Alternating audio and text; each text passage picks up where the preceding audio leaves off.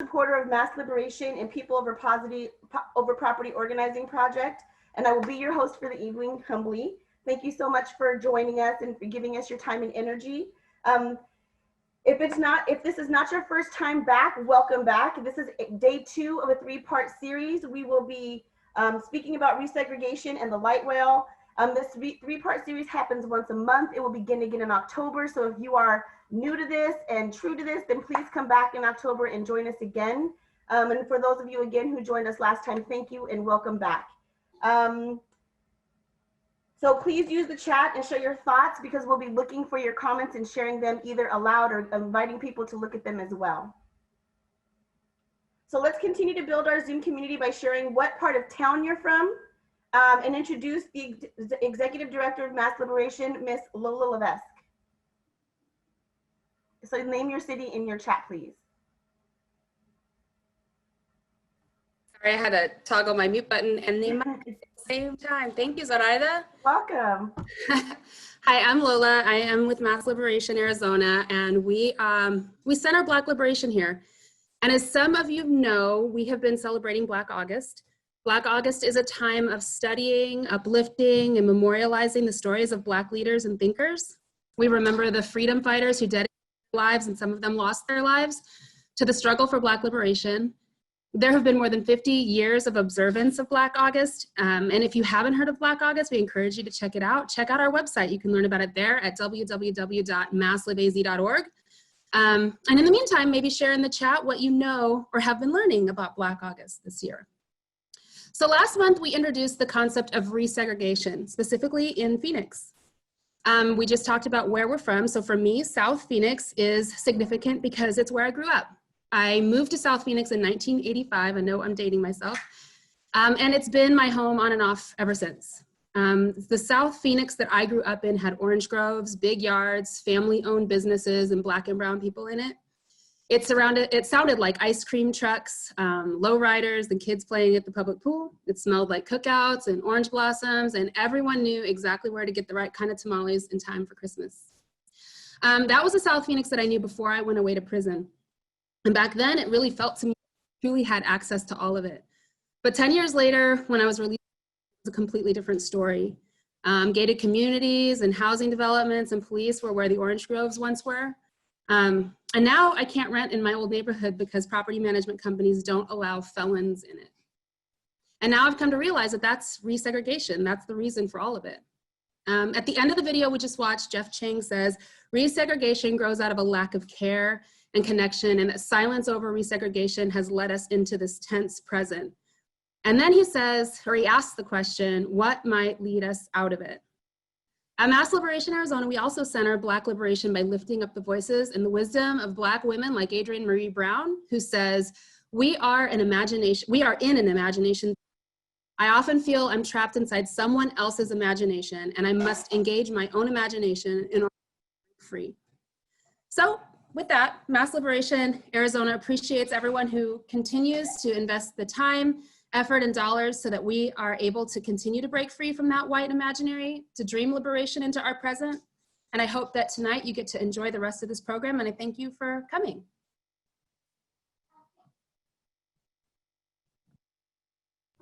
Thank you, Lola. Thank you for sharing your story. And thank you for joining us. All right, so if you attended the last meeting, Resegregation in the City, please share what you learned in the chat. This is part 2, like I said before, of a 3-part series. And so whoever was here last, please share. I'll give you a minute to do so.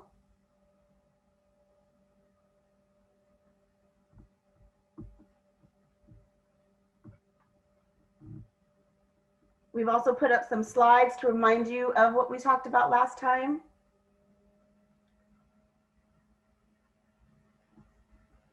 I lost my chat. Oh, there you are. All right, we learned about construction in the 6C of Arizona. Thank you. Anyone else want to share what we learned last meeting?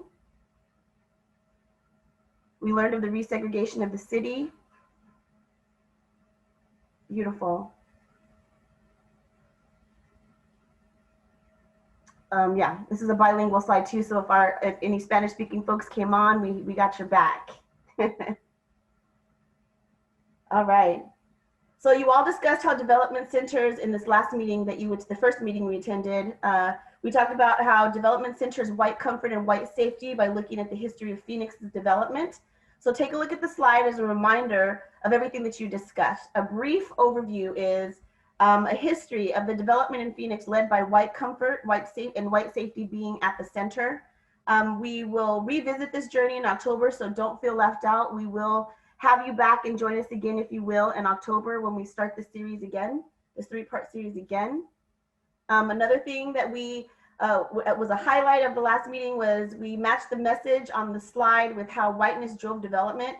It's about the history of Phoenix and how it was built to serve white people's comfort over and over and over again. So all these things together gives us the concept of what's happening in our city. Today, we will be focusing on how the light rail development is also shaped by whiteness, taking potential community benefit and making it a tool of resegregation. Today, we're going to continue to learn about how racism and white supremacy continue to develop and shape the development of the light rail. We'll go deeper in understanding the connection between development and white supremacy by learning together in small groups and sharing our knowledge in the chat. We're going to also do a report out from our small groups so that we can all share what we learned and what we talked about in our smaller groups. And we'll learn about how communities are resisting desegregation. Also, we'll learn about how light rail development is based on white safety and hear from local communities that are resisting, and you'll learn how you too can get active in resisting resegregation. It will all be interactive. It'll be very exciting. I can't wait to hear what you all come up with in your small groups. And hopefully we'll get to meet new folks because that's what community is about. So thank you again for joining us. I'm going to pass it. Oh, sorry. If this is your first time learning or hearing about the term whiteness in such an open way, it may make you feel unusual or a certain kind of way, right? So before we break into small groups, we're going to have Joe Larios, the elusive Joe Larios, join us. And he is going to help ground us in whiteness and development and what we mean about development centered on white comfort and white safety so we can have a real conversation. Joe? I don't think we can hear you, brother. There we go. There you go. Can you hear me now? Yeah. Okay, I did it. You'll hear me and you'll probably hear my dog barking because she just decided to bark as it goes. Thank you, everybody, for joining us for day 2. Again, you know, last session, we talked a lot about white comfort and white safety that gave us segregated Phoenix. It gave us white flight out to the suburbs. And it gave us a redevelopment of the urban core that really turned into a lot of displacement and gentrification. All of which we're talking about is as resegregation. And I think what we want to do today is go a little bit deeper when we talk about white-centered development, right, and what that means. And so I'm seeing all these wonderful faces here today. We're like 80 plus strong. By show of hands, you can use your virtual hand as well. How many of us have been to a city council meeting? Raise them high, right? If you haven't, no worries, no shame. Take a look, right, at your community out there. Awesome, right? City councils are one place where development decision-making happens, right? It's one place. So let me ask again by show of hands, how many people, how many of you have actually been to a meeting, a formal meeting, where decisions were being made about development? In Phoenix, that looks like a city council meeting, a planning and zoning meeting, a village planning committee meeting. Every so often you see these big white billboards with black lettering talking about a zoning meeting, right, that's in the neighborhood. All of these are parts of where decision-making happens. And so again, show of hands, how many folks have been to these meetings? Sweet. If you have been to these meetings, in the chat, if you can start naming who is normally represented at meetings where development decisions are being made. Who's normally represented? Who is present? Who is participating? Who is taking up space, if you will? Do you want me to read them out, Joe? We'll share the chat. Yeah, I'm looking through it. Developers, investors, city council staff, white investors and NIMBY, right? Not in my backyard, by the way, if you haven't heard the term NIMBY. Council members, right? Real estate agents, absolutely. Right? These are all different sectors that have a lot of interest in how development happens. And something that I noticed is, again, and we started to see it in the chat, overwhelmingly white. When I think of the city of Phoenix has 16 villages, right? Every village has its own meeting where development has to start, right? To talk about what we want to do to develop within this village. 16 villages, it's something like 21 representatives per village. And I have been to maybe half of them. Overwhelming majority of the representatives, white, male, have an interest exactly like what was in the chat, right? Either they're a lawyer, they work in real estate, they are a developer themselves. When I look at these meetings, it's overwhelmingly white and male. And when we talk about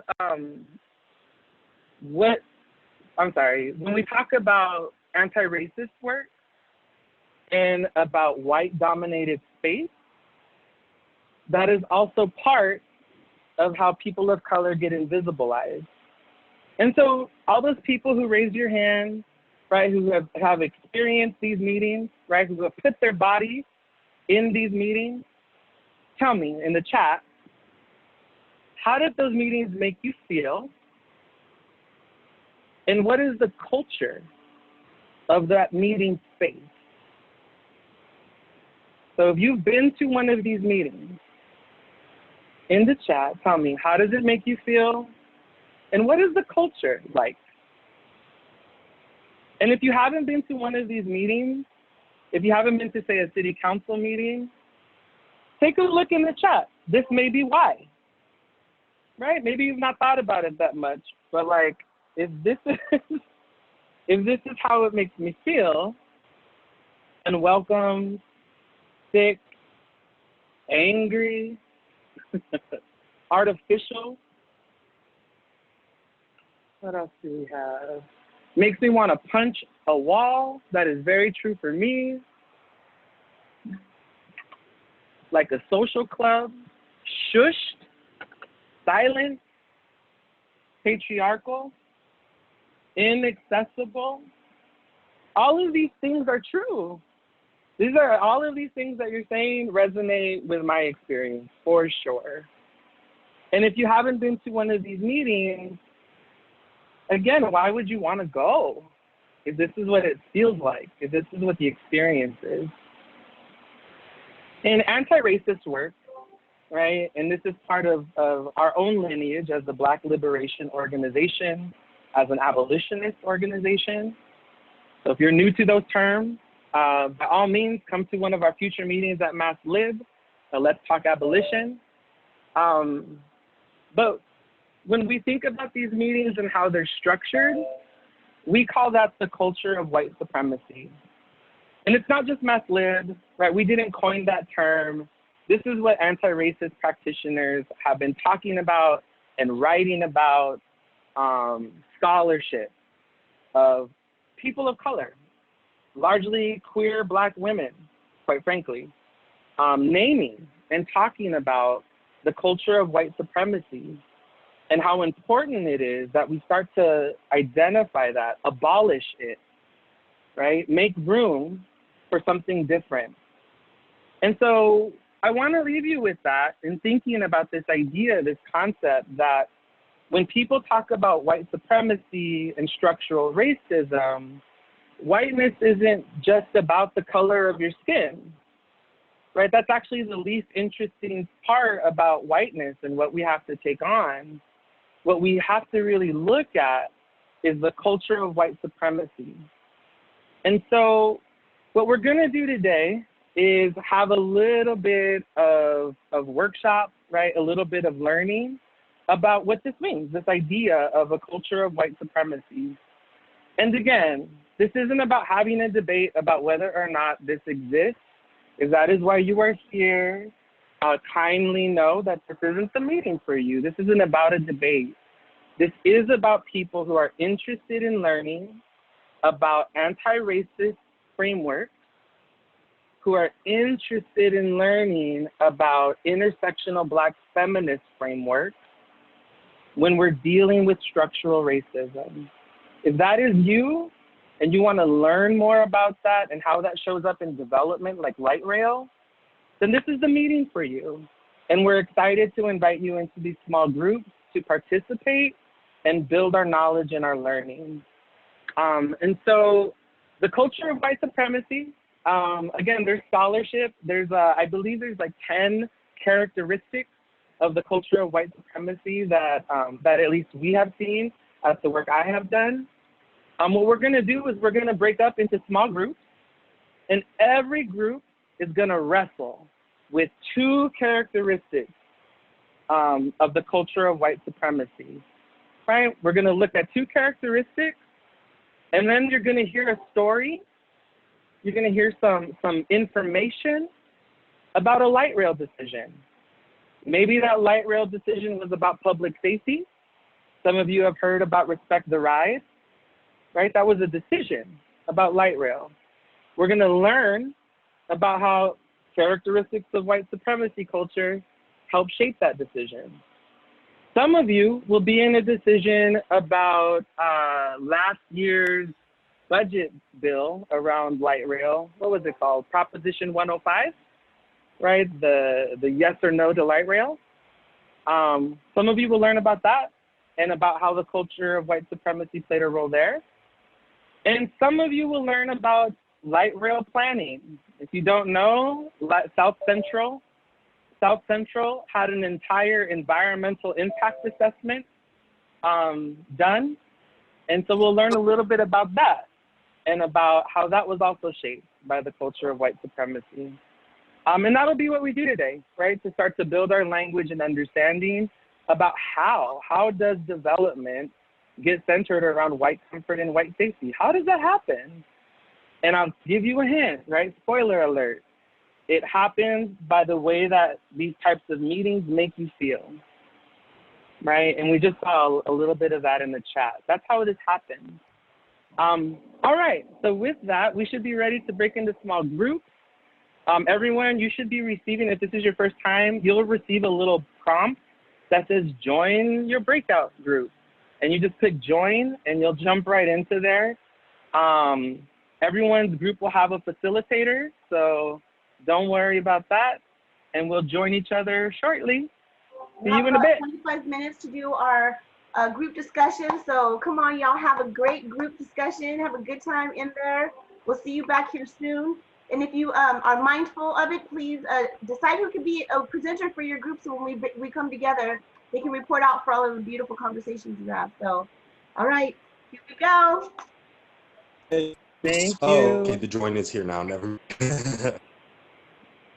Yeah, don't forget to hit join room when you see it. It'll slide you right in there.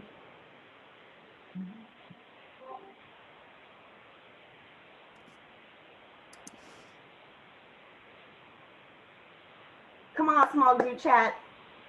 Michael will get you re-added just shortly.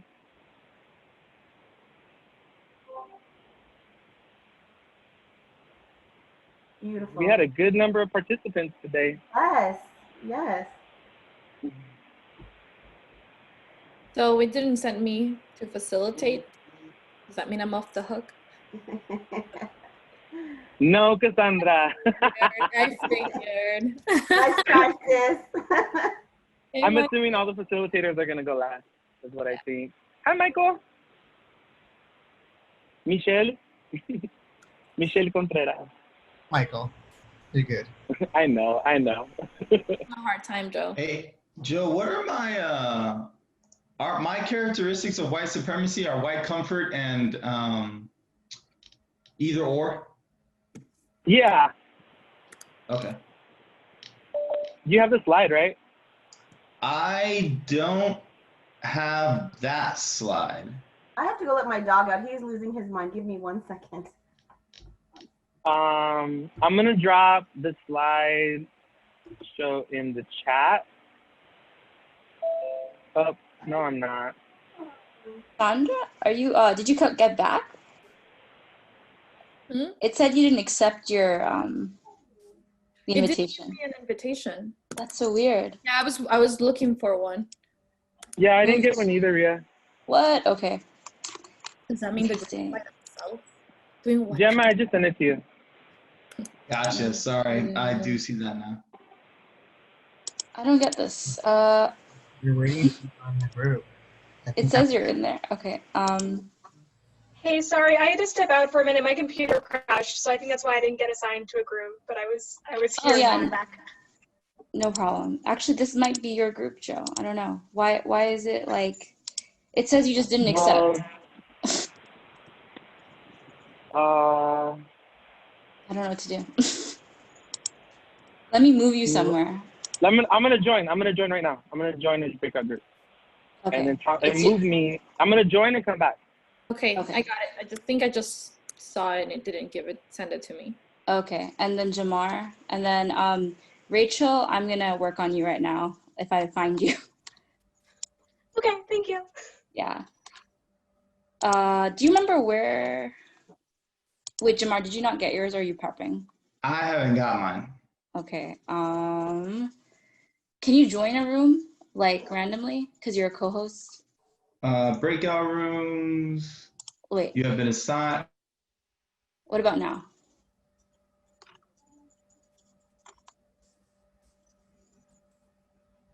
Okay, we have 2 people.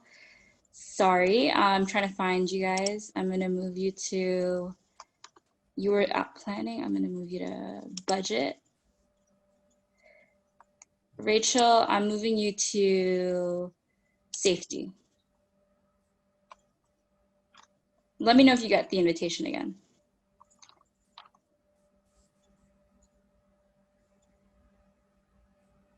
Hello? Hi. Hi. I'm here. Let's see. I'm not seeing it right now. Okay. Okay. Let me try again. I'm gonna move you to. Oh, I see it. When I clicked on breakout rooms, I see. I've been assigned to breakout room safety. I'm going. Yes. Thank you. Yes. Awesome. What about you, Shavira?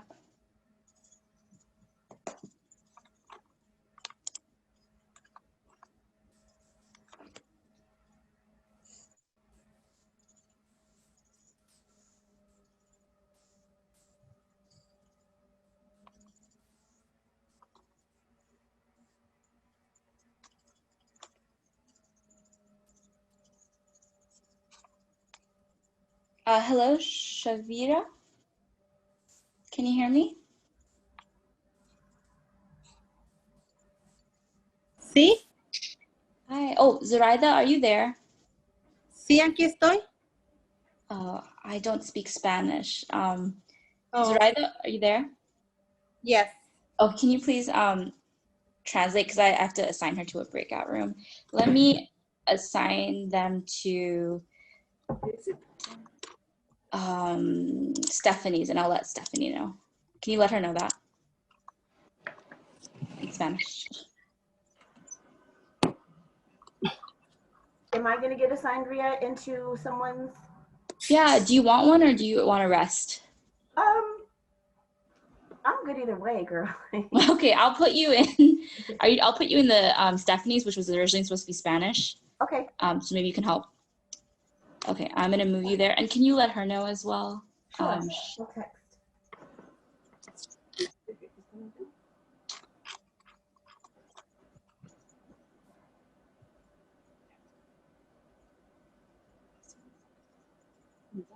Y'all, my dog is losing his mind. Percy.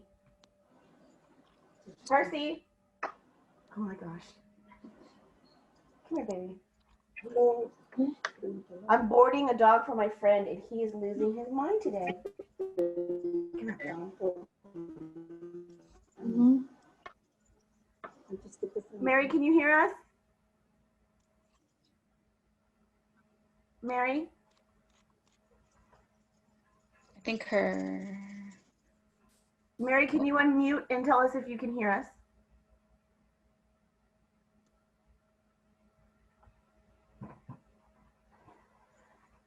Were you able to talk to Shavira as well? I think she's a Spanish speaker. Shavira y Jessica. Sí. Si nos puedes oír bien o solamente hablas español o necesitas Sí, ir al cuarto que lo están haciendo en español. sí les entiendo. Sí los entiendo. Ok, ¿quieres juntar en un grupo o no les importa dónde lo ponen? No, sí entiendo todo, nomás no puedo hablarlo, pero sí lo entiendo todo. Ok, está bien. Tenemos un grupo que es bilingüe. ¿Quieres entrar a ese grupo? Ok, está bien. Ok, she wants to go. Gracias. Sí. Hola. She wants to ¿Qué what? perrito me está dando problemas? Sí. She would like to go in the room that is bilingual. Okay. I'm gonna put you in that same room, Zoraida. Perfect. Thank you. Okay, let me find her. No licking. Shh.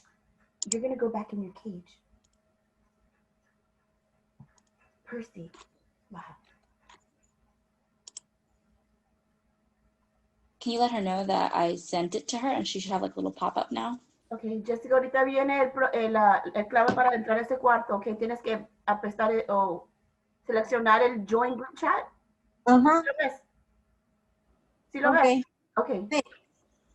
Así puedes entrar a ese cuarto. Mary, can you hear us, by the way? Her mic's not working, but she wants to join Joe's group chat. Perfect. Okay. Let me move you then. Sorry about that. I did not pay attention to the chat. And someone else just joined as well. Hi, Lucero. Can you unmute? Hello. Hi. Hi. Do you know which group you'd like to join? Because we're in our small groups now. I don't know. I had a school meeting, and so put me wherever, and I will catch up. All right, I will put you in, and you're good with English, right? Cool. Okay. Percy. Thank you. Percy. Oh my God, this dog is going to be the life of me. Perseus, come here, son. You're going on the bed. I do not trust you. Come here. Oops. Should I assign you now? Yeah, and if somebody comes in, Percy, no. If somebody comes in and you need help, you can pull me out so I can help you out, right? Yes. Okay, perfect. Or I think I'll at least message you. Me too. I always forget how to use this stuff. I'm putting you in Stephanie so you can help with any monolingual speakers, maybe. Okay. All right, here I go. Thank you. Yep.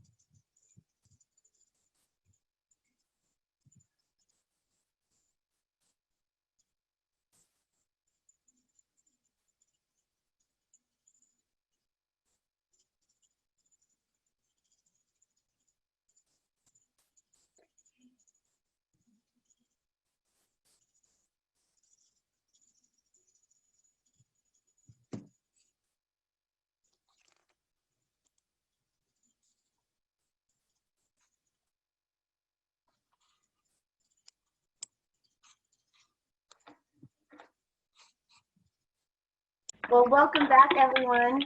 Can I get a thumbs up, a virtual amen, or some sprinkle fingers if you had some robust conversation? Yes? All right, I'm really excited. I can't wait to hear what y'all talked about. I see some sprinkle fingers with flair, and I dig it. I am here for it. All right. Yeah, so I'm excited to hear what you talked about, and I hope that you identified at least one person who was willing to share your story that you spoke about in your group. So I'm going to start by group facilitator. How about Stephanie? Stephanie's Thank group. you. Yes, we have. Was it Diego Martinez? Yes, Diego Martinez. Okay, great. Yes. Yes, that was me. So just to summarize to just what we said and some of what I kind of spoke about, we kind of talked about 3 incidents on Valley Metro, which kind of boiled down to the unfairness of policies because of how they're enforced or who gets put in those positions of enforcing them. For me, the bigger eye-opener was that I didn't realize that Scott Smith runs it, and he was, as far as I recall, Mesa's mayor. I don't know who it is right now. I think it's Scott Giles, I think.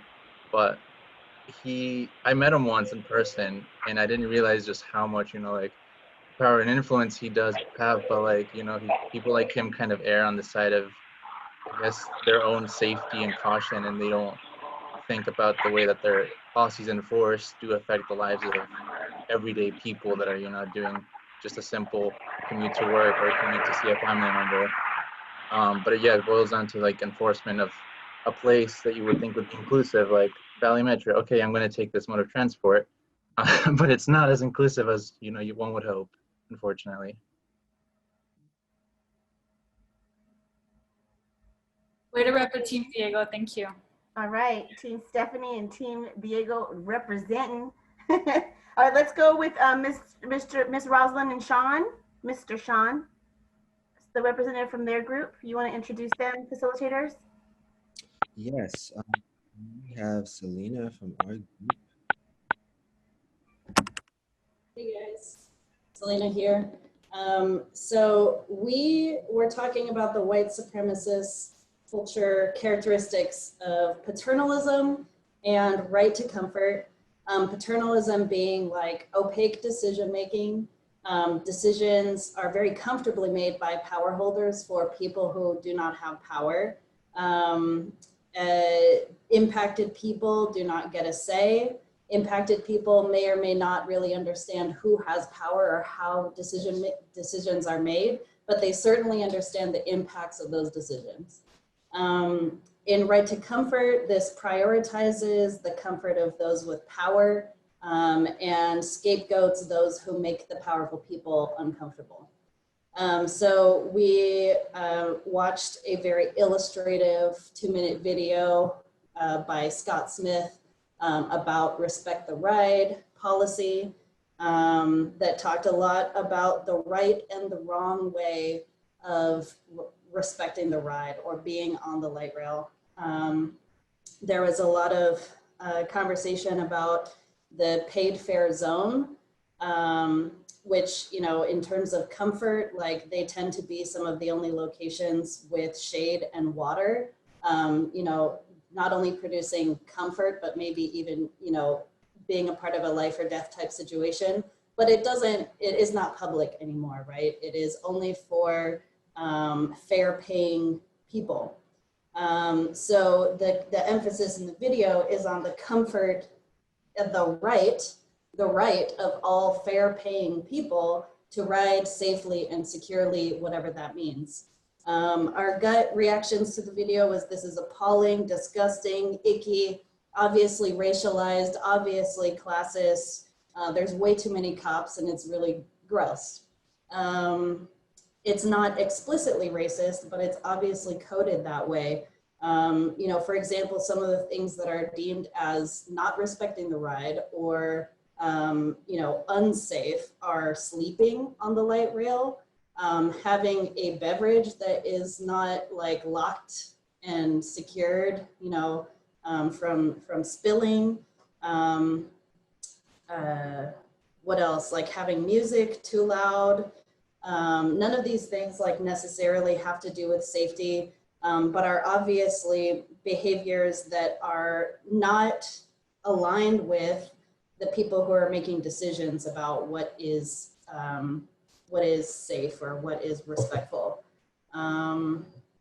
We also talked about how it's not necessarily easy for all people to validate their tickets or understand ticketing, which can lead to a $500 fine. So obviously the decision makers are not taking those people into consideration. And we also talked a lot about like each one of these things that are deemed as disrespectful. There's a lot of discretion over who is getting harassed about that. So if this is where a lot of the classism and racial profiling comes in. Like if you have a white, obviously wealthy woman who happens to nod off while she's on her way to, downtown to, spend her money.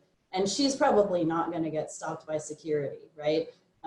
Whereas somebody who may be a person of color may not be dressed in a way that, makes them look wealthy, are more likely to get targeted.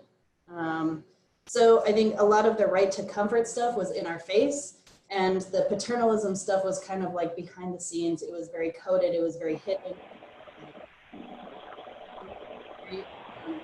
The maker was clear. It was Scott Smith. It was his big white round face and everything that he represents as a businessman and a probably Mormon person from Mesa. Thank you so much for sharing. I really appreciate that. We are going to go with Cassandra. Did you have a group? Yes. All right, awesome. Can I just remind you all, please, I appreciate all of your input and wonderful energy. We have about a minute per readout, so if we could try to stick to that, that would be amazing. I hate to cut you short, but we have a short time left, so thank you so much. So our white supremacy tools were paternalism and either or thinking. And I'm going to invite Dalen Rogers, who was part of the group, to kind of go over what our group discussed. Yeah, thank you. So the first thing that we talked about was paternalism and either or thinking, and how that kind of, as a construct contributes to white supremacy. Now, during that, we talked about Prop 105. During our discussion, we talked about how developers and different business people, as well as, I believe, PACs, if you guys know anything about PACs or political action committees. So political groups even weighed in. However, we all kind of came to the conclusion from what I was getting on that there was no comprehensive study of the neighborhood, at least that any of us know of. There was no comprehensive study of the neighborhood and its needs prior to developing this idea. And then that kind of led us into the either or thinking, either you're with or against. And a lot of this that we discussed is so ingrained in the DNA of certain communities that you'll have a large separation of right, left, good, wrong. And it's just like where a comprehensive study, like in this part, the comprehensive study part is my opinion. There was actually a study on it instead of just people walking up and saying, hey, I'm the guy who knows. Maybe we could have made a better decision. And please, anybody else jump in, sorry. Yes, to add to that, we did have an environmental assessment, but I think something that we took away from this was that the people who were most vulnerable from our communities and who really should have been part of the decision-making process was that they were not involved in this process. So it was important to take that away and how these two tools actually played into the white culture of development. Thank you. Mm-hmm.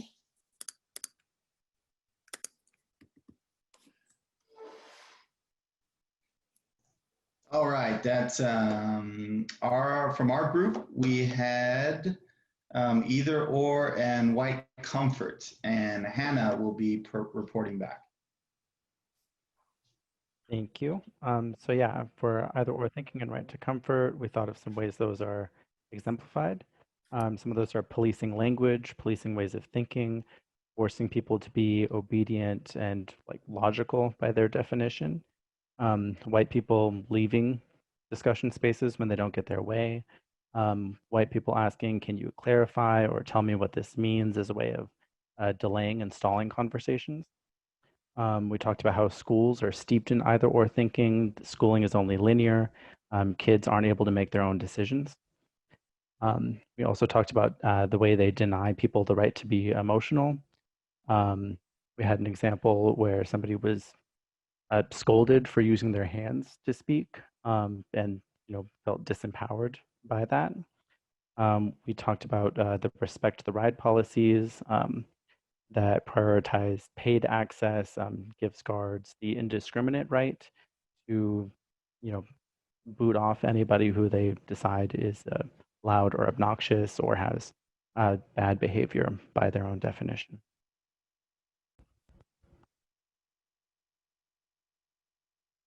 Thank you, Hannah.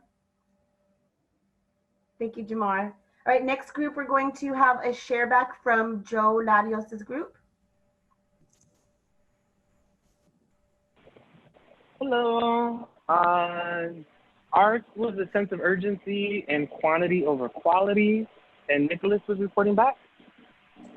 Nick, are you on? Yes, I'm on. Thank you. So our discussion was about how sense of urgency and quantity over quality, excuse me, determines the decisions of these constructions. And we discussed that the discussions that are happening with the urgency, it's not a mistake. They're rushing people because it's for, special gains. For the quantity, they're looking at, not caring more about quality of life, more about the infrastructures, the buildings, what they're going to get more out of the project themselves. And even on top of that, having brown and black folks who have the capital that are in those meetings, contributing to their to their benefits based on what that construction is. So we also talked about how there hasn't been an environmental type of research in the areas of where the construction is actually happening. They're just simple face front research that's been done, and it's not really catered to the people that live in a community and what's going on, real environmental problems. So that's really ties into the urgency, the quantity over quality type deal, and the white supremacy type realm. Thank you, Nicholas. Thank you so much. And thank you, Joe, for sharing. And now we have Matt's group coming up next. Thanks, Zoraida. So I have Christian Solorio is going to report back from our group about the decision with the budget and Prop 105. Christian? Yeah, so with this, we talked about paternalism and either or thinking, and with the either or thinking, even in the way that Prop 105 was set up, that communities that did not want the light rail were effectively ending the light rail expansion for all other communities. And conversely, if folks lived in communities where they did want light rail, they were then not being, they even though they were where other communities didn't, it was kind of set up against them as well. So that either or thinking where, it's all or nothing. That's something that we discussed. The other thing we discussed was the discomfort during these meetings and what we could do, what's the actionable things that we can do. And one of the things that we talked about was representation in our boards. We specifically talked about a board where representation is held at the village planning level, and the conversations that are had at those levels are very representative of their community. But once it goes up to planning commission and city council, that representation is lost and the conversation is lost, and all of the empowerment and all of that, it amounts to nothing. So it's about building that pipeline of people to take those roles, those diverse community. So it's representative of the entire community, not just the same old. Because we saw its effectiveness in driving those conversations at the VPC level when it's properly representative of the community is something that's very powerful. And the other thought was maybe we just burn the whole system to the ground and start over. Christian, I like the way you working. No diggity.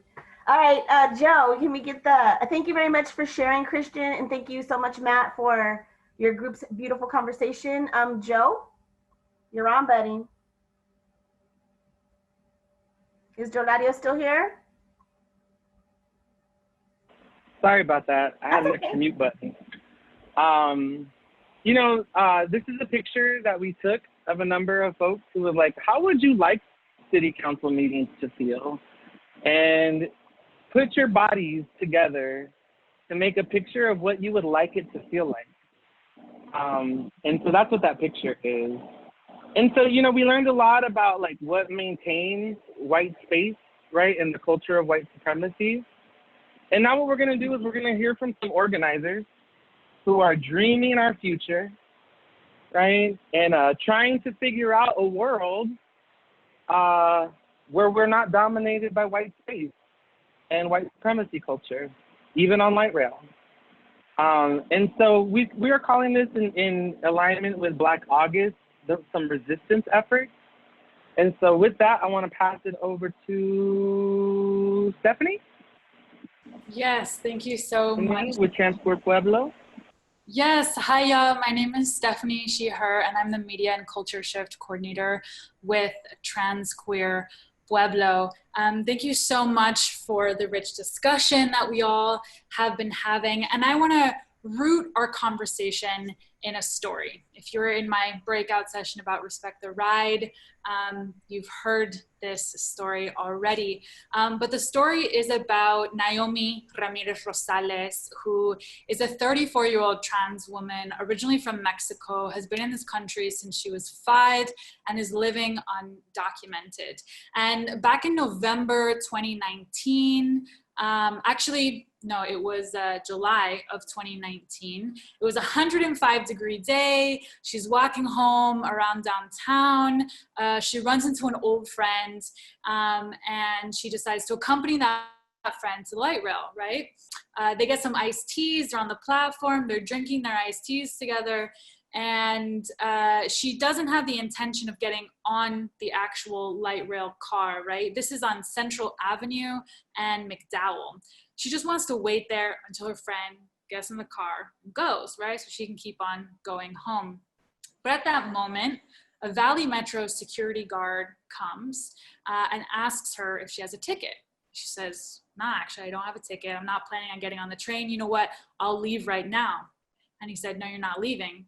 And he calls the police. And so there's a police officer from Phoenix PD there, very close by. He comes and he does an on-the-spot check for priors on Naomi's record, and he finds that actually she has an outstanding warrant for her arrest from 2012, from like some incident that happened at a bar that she didn't even know she had an outstanding warrant, right? So what happens? Police take her to 4th Avenue Jail. What happens at 4th Avenue Jail? The sheriff hands her over to ICE. And then ICE realizes, of course, she's undocumented, and they take her to Eloy Detention Center, where she is held in an all-male, she's a trans woman, she's held in an all-male unit at a detention center for 6 months, threatened with deportation to Mexico because she was able to get so much community support from a lot of people on this call right now. Naomi was able to get out of detention because we put so much pressure on ICE. But she's still fighting her deportation case today. But her story, while extraordinary, is actually quite common, right? In looking about how Valley Metro invites Phoenix PD to have contact with people of color, including women of color, trans folks of color, queer folks of color, that leads to dire consequences for their lives. So there's a growing coalition of people, including Trans Queer Pueblo, who are fighting to, one, keep our folks safe at light rail, the best way that we know how, and two, working to actually get police out of light rail, right? If you've been inspired looking at the uprisings that are happening all over this country, from Minneapolis to Wisconsin, and the talk about defund the police, this is one local way that we can start to divest from the police and invest instead in modes of being, in resources that actually keep people of color safe in Phoenix, right? So I'm gonna pass the word to Jamar first to talk about ways that we can kind of keep each other safe, and then we're all gonna take a political action together or learn how to take one. So stick around to the very end, please. Jamar, I pass the word to you.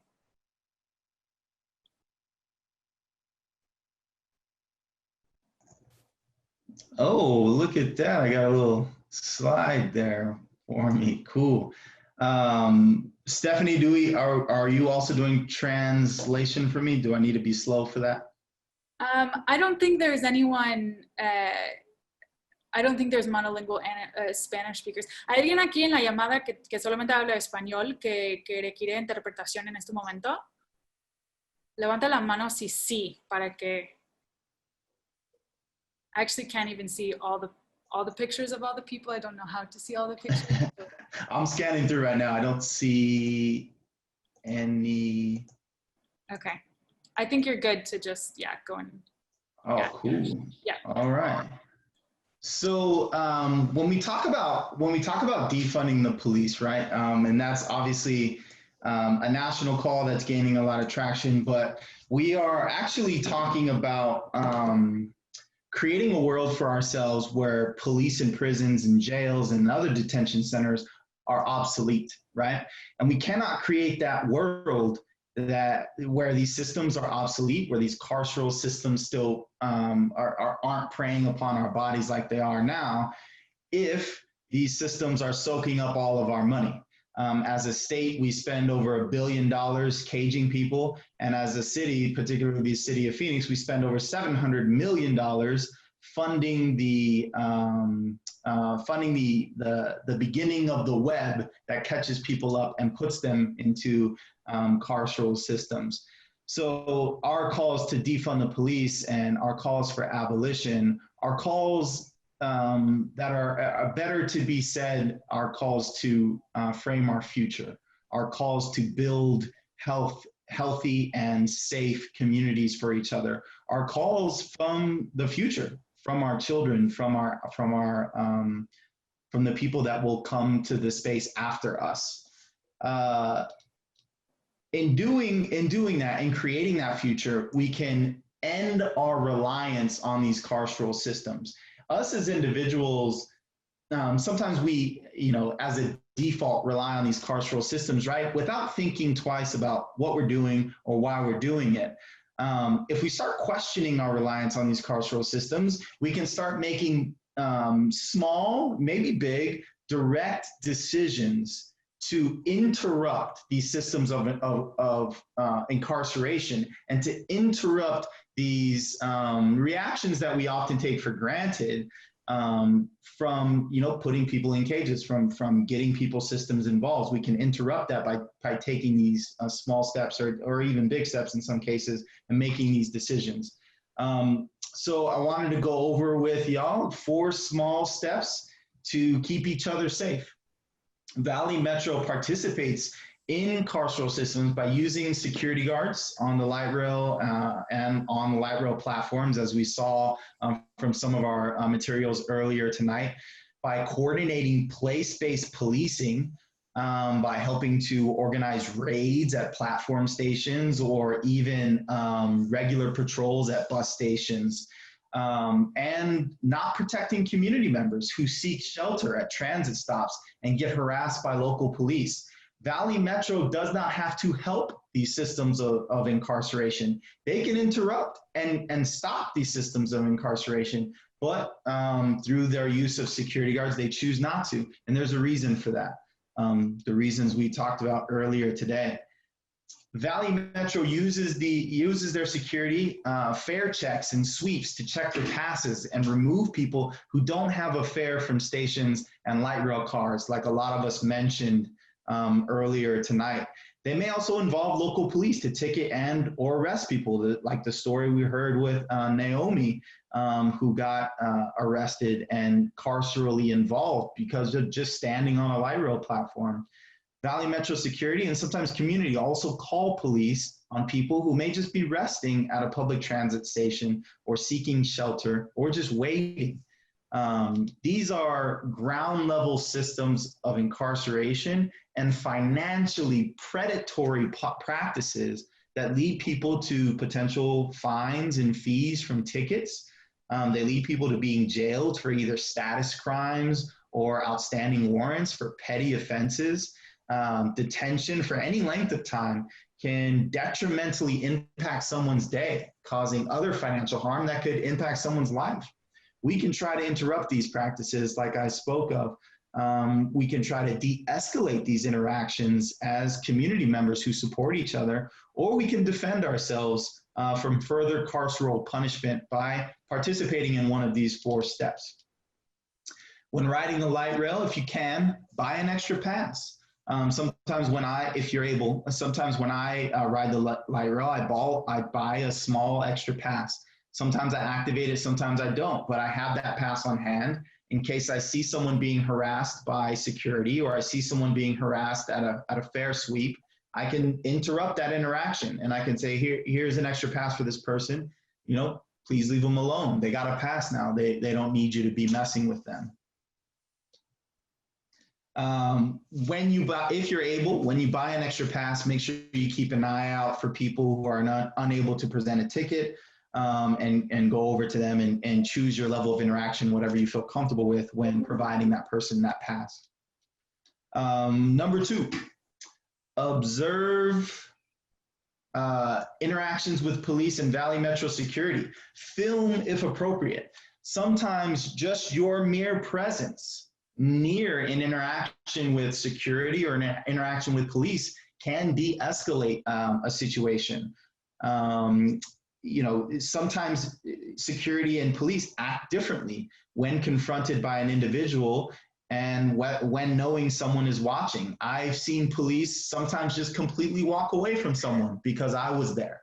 Or even security, sometimes just leave someone alone because someone's watching them. Police and security are much more comfortable operating when they know no one's watching and abusing their power when they know no one's watching, rather than when they know someone's there and watching. These situations apply to light rails, confrontations, and harassment at transit stops, and raids or sweeps. If you're driving around and you happen to have time, just pull over, stop and watch an interaction with police and someone at a bus station, or stop and watch an interaction with police or security at a light rail station. Number 3, create a verbal presence in defense of our safety. Asking questions may help de-escalate a situation.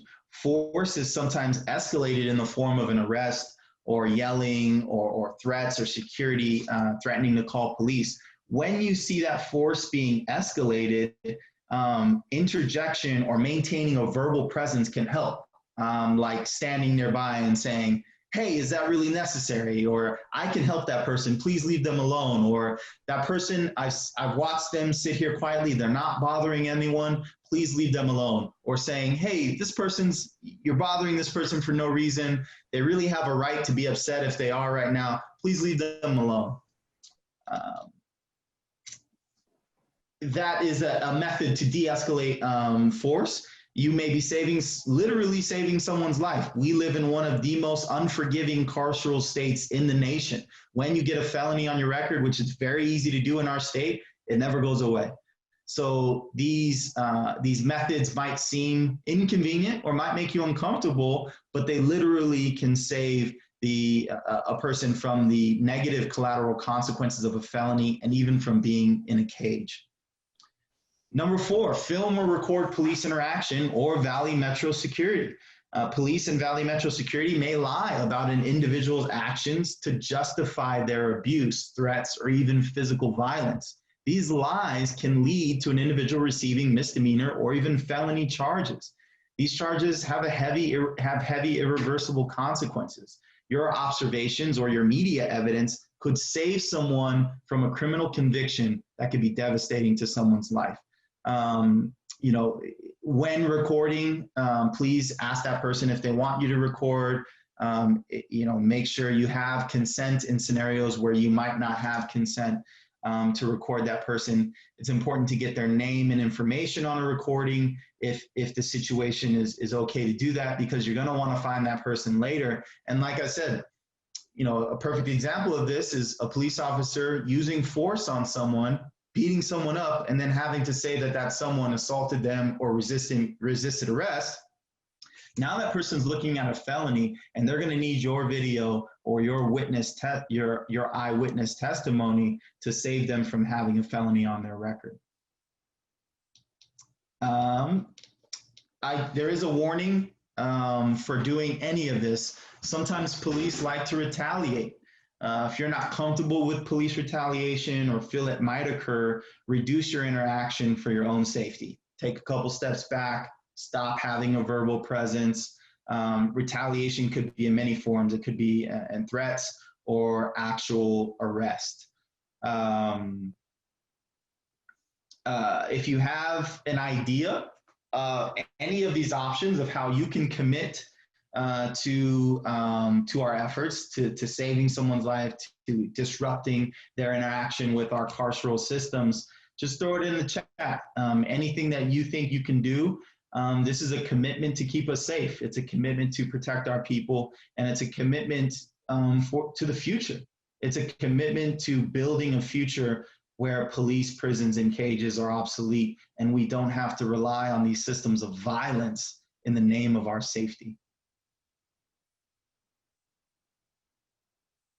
Cool, I'm seeing some questions in there for clarification. Awesome, I appreciate that. Absolutely. We can break the endless cycle of punishment that cements the carceral state we live in by doing even these small things. Cool, I didn't know that. Blank unvalidated passes are available at the library. Great.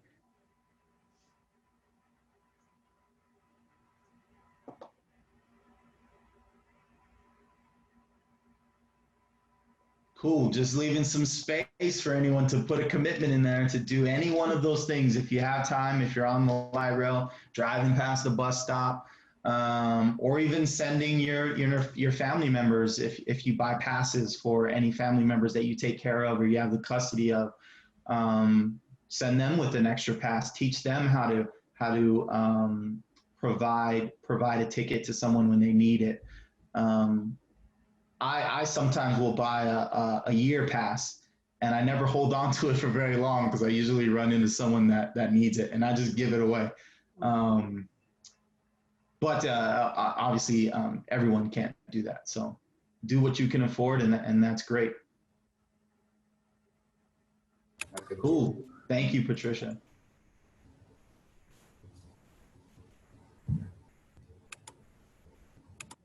Awesome. Great commitments in the chat. I appreciate y'all.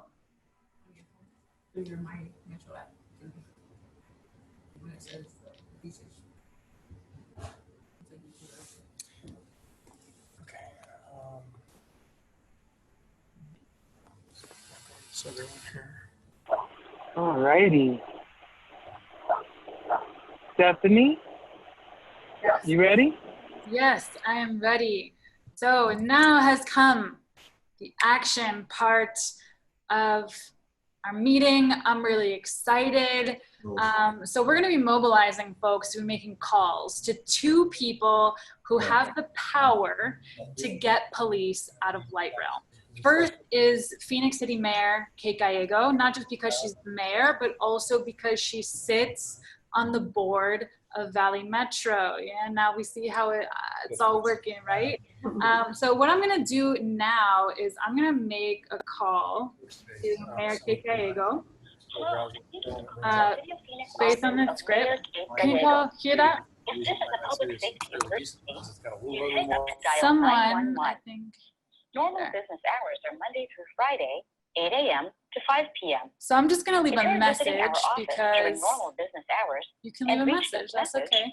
Don't please read it. hang up, proceed to the glass doors, press the button on the wall, and the staff member will be alerted to assist you. This message will be active during normal business hours if staff members are in a meeting or are working with constituents. You may also leave a message in the general mailbox by pressing the pound button.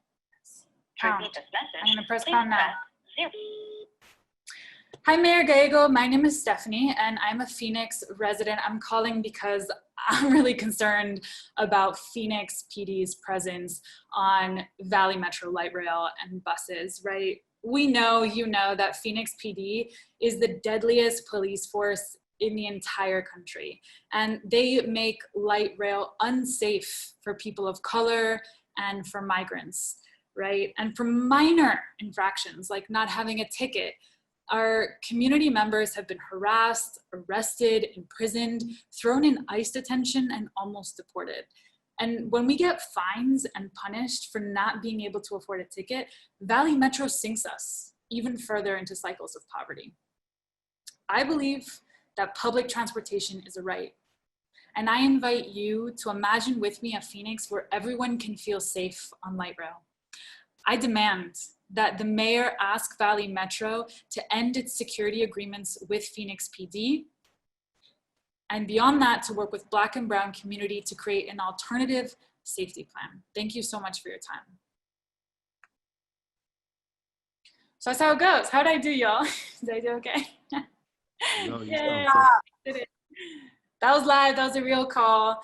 So POPi was one of the person we're gonna be making calls to, but we're also gonna be calling Scott Smith, who is the CEO, #1 in charge of Valley Metro. We're gonna use basically the same script. The script is right here, and it's the same deal. I called yesterday, and you can leave an after hours voicemail. So my question to the lovely people here today is, who wants to dare to be so bold to make a call right now to Scott Smith and leave a message reading the script to show an example to the rest of the community of how easy it is actually to do this kind of action? And maybe whoever is moderating and can see the people, I can only see like 6 people at a time. Someone says, is there any action for Mesa and Mesa Police? Right now there isn't. Hopefully in the future we're gonna be targeting more people because yeah, like the mayors of all the different cities around Phoenix also sit on the board. Pick me, Dalian. Okay, cool. Dalen, let's go, let's do it. So I call Scott Smith and just read this? Yeah, so just call, it's gonna give you another, you know, voicemail, blah, blah, blah, and you're just gonna have to listen, but put it on speakerphone so we can all hear. Cool. Hannah says, can we use the same scripts to call mayors of Mesa and Tempe? No, right now we are just targeting Mayor Kate Gallego and Scott Smith. The more targeted we are, the more successful we are. Would it be useful for me as a Tucson resident to make these calls too? Yes, just don't say the part about being a Phoenix resident, or say it anyway. I'm not gonna stop you. So you good, Dalen? Have you going for it?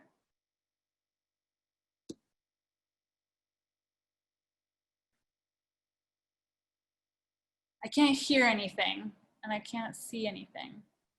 Dalen, you're muted. For bus and light rail information, Can you hear me please now? hang up and dial Yes. 02 Cool. 253 5000 or visit valleymetro.org. Record your message at the tone. When you are finished, hang up or press pound for more options. Hello, Scott. My name is Dalen. I'm a Phoenix resident, and I'm calling because I'm deeply concerned about Phoenix PD presence on Valley Metro light rail and buses. Phoenix PD is the deadliest police force in the entire country, and their presence makes light rail unsafe for people like me of color and migrants. For minor infractions like not having a ticket, our community members have been harassed, arrested, imprisoned, thrown in ICE detention, and almost deported. And when we get fined and punished for not being able to afford a ticket, Valley Metro does the opposite. They sink us even further into cycles of poverty. I believe that public transportation is a right, and I invite you to imagine with me a Phoenix where everyone can feel safe on the light rail. I demand that Valley Metro end its security agreements with Phoenix PD and work with Black and Brown community to create an alternative safety plan. Thank you. That was good. Let's give a round of applause. Let's go. Please. I use That the was same beautiful. voice that I read to my kids with, you know. I got to get more excited for the exciting parts, you know. Yes. Thank you so much, Jalen. And I invite all of you now in the chat to write down, are you going to make this call tonight and leave a voicemail? Or are you going to make this call tomorrow? And if so, at what time are you going to make this call tomorrow? Because you know what I like to do with myself is I like to make these little promises to myself by making them concrete, by saying, you know what? I'm not just going to go to the gym. I'm going to go to the gym on Friday at 10 a.m. or do my virtual workout, whatever. Make that commitment real. So please write it down in the chat what you can do. People say right now. Great. Some people just called. I love it. Sharing with friends tomorrow. I love it. Thank you so much. Oh, and I forgot to say, yes, please take this opportunity now to take a screenshot of this Scott Smith slide. We're going to give you 10 seconds to do that. And then Ria is going to go back and then you can take a screenshot of the other one. Ria also just dropped in the chat the link to MassLib's website because there they have these scripts up. So yeah, take your screenshot while it's up.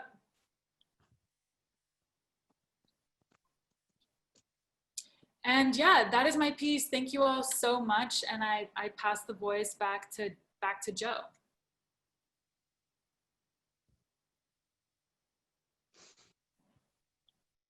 Joe, are you still there? It's all you, Zoraida. All right. Well, first of all, thank you, Stephanie and Jamar. It was beautifully presented, a lot of really amazing information. I hope everyone gained something from that, and I can see all the excitement and vigor behind the chats and what people are sharing. So I'm super honored to have been part of this conversation and to help lead you all through it. I'm so happy to see all the people that joined and participated and shared their beautiful energy with us tonight. Thank you to the facilitators and to everybody from People Over Property and MassLib. Y'all are awesome. You are the business. And so the next meeting we're going to have is in a month, and it's part 3 of the series around resegregation in planning and zoning. If you'd like to support this work, please donate the resegregation resistance effort. Please see the chat. There'll be a link to that. If you really enjoyed this, please consider donating and also sharing your time. There's also going to be a link to that in the chat. I really thank you again for being here. Have an amazing night. We will have a DJ spinning some sounds for the next 45 minutes or so. So please stay and virtually hang out with us because, you know, COVID Palooza is keeping us in the house. So tonight we'll give you something to do. Go grab yourself a little creature comfort. It could be an Oreo or it could be, you know, a cocktail. Nobody's here to judge, but we'll be kicking it after. I really would love if you all could hang out, get to know each other, make a friend or two. And so hopefully we'll see you all next month. And remember, in October, we're starting this all over again. So please, please come join us and be part of this movement. Thanks again. Cool. Thank you. Hey everyone, I would like to just add really quickly, this is Sean from MassLib. This Friday, we're having our Black Friday fundraiser event. Ria is getting to the slide right now. Yes, yes, yes. So this is an event that we're putting on in partnership with Transcorp Pueblo, and we're really excited to have our first Black Friday fundraiser. We're gonna have lots of artistic performances. We're gonna have live music. We'll have drag queens, drag kings, and we'll have spoken word and poetry. The goal of this fundraiser is to raise funds for local Black-led liberation organizations. So the first Black Friday fundraiser is going to go towards yours truly, MassLib, and then next month and the month after that, we'll have the same event, but the benefits will go to a different Black-led organization. If you're still in the call and you want to show up, you could take a screenshot of what's on your screen right now. If you go to Transcorp Pueblo's link tree, you'll be able to get to their Facebook page where the event will be live streamed. And if you are an artist, I'm sorry, but registration is already closed. But be on the lookout next month for the next Black Friday fundraiser. Awesome, that's all I have. And I can play some jams now. Congratulations getting that started.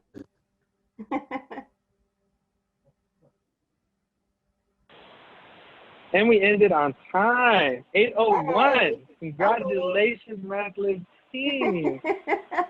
All right, we got some music coming on, friends, as soon as the screen share, I think, comes off.